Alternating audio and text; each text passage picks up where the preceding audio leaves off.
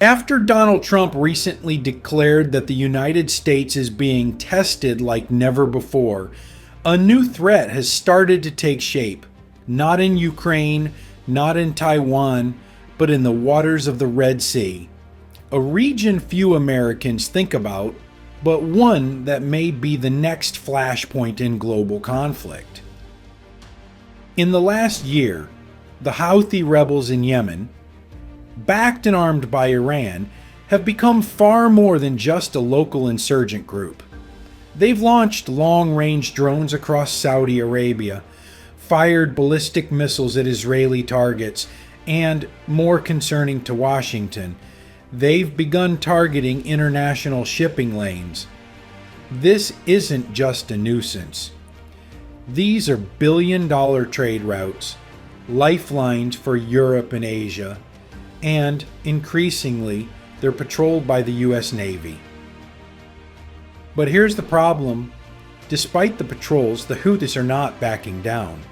In fact, they may be planning something bolder.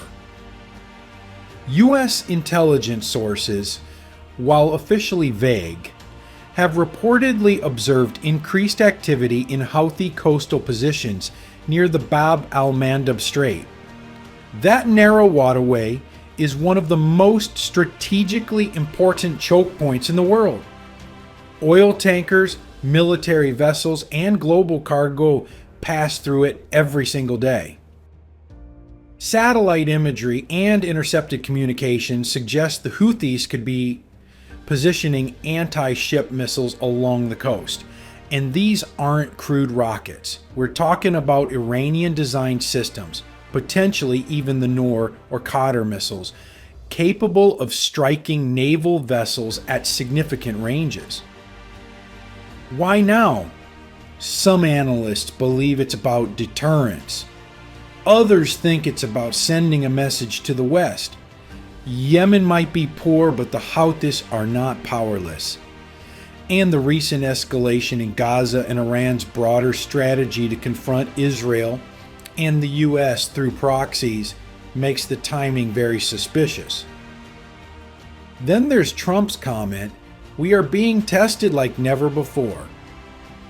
Many see that as a reference not just to global instability, but to the Biden administration's perceived weakness. The theory goes, if the U.S. doesn't respond aggressively, Iran and its allies might see this as the perfect moment to strike. Not directly, but through shadow warfare. And the Houthis are a perfect proxy for that. Now imagine this. A U.S. destroyer, let's say the USS Carney or the USS Laboon, is patrolling the Red Sea as part of a routine escort mission. Suddenly a fast-moving drone appears on radar, then another, then a missile alert. The crew has seconds to respond. CIWS systems light up, chaff is deployed, and chaos erupts. Maybe the threats are intercepted. Maybe one gets through. Even a single damaged U.S. warship would send shockwaves across the world. The headlines would be explosive. Congress would be forced to act. The Pentagon would go on high alert. Iran would deny involvement. But the message would be clear. The U.S. Navy is vulnerable and the Middle East is spiraling. So, is this just another round of threats from a regional militia? Or is it the beginning of a new phase in a much larger confrontation? The Houthis have nothing to lose and everything to gain by challenging American power at sea. A successful strike, or even just a close call, would instantly elevate their status among Iran's axis of resistance. It would also give Tehran deniability, while forcing the U.S. into a difficult position. Respond and risk another war in the region, or stay silent and look weak. Meanwhile, commercial shipping companies are quietly rerouting vessels. Insurance rates are rising, U.S. naval forces are increasing patrols, even deploying more advanced missile defense systems in the region. But it may not be enough. Right now, the U.S. Navy maintains a constant presence in the Red Sea and Gulf of Aden as part of its strategic deterrent posture. Among the most active vessels in the region is the USS Carney, an Arleigh Burke-class guided missile destroyer equipped with the Aegis combat system, capable of intercepting incoming missiles, drones, and even launching Tomahawk strikes deep inland.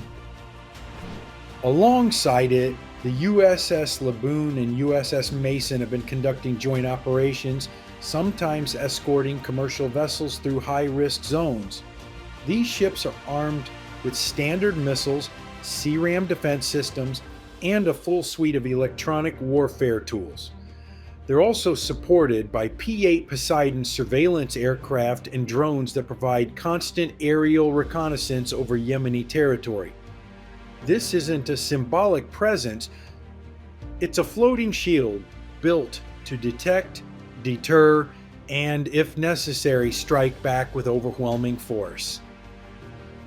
In the background, the U.S. military is preparing for any sign of aggression. Even as we speak, the USS Bataan, an amphibious assault ship, is ready to deploy Marines to the region in a matter of hours. With these kinds of resources, it's clear the U.S. Navy is not taking these threats lightly. But what happens when all of this is put to the test?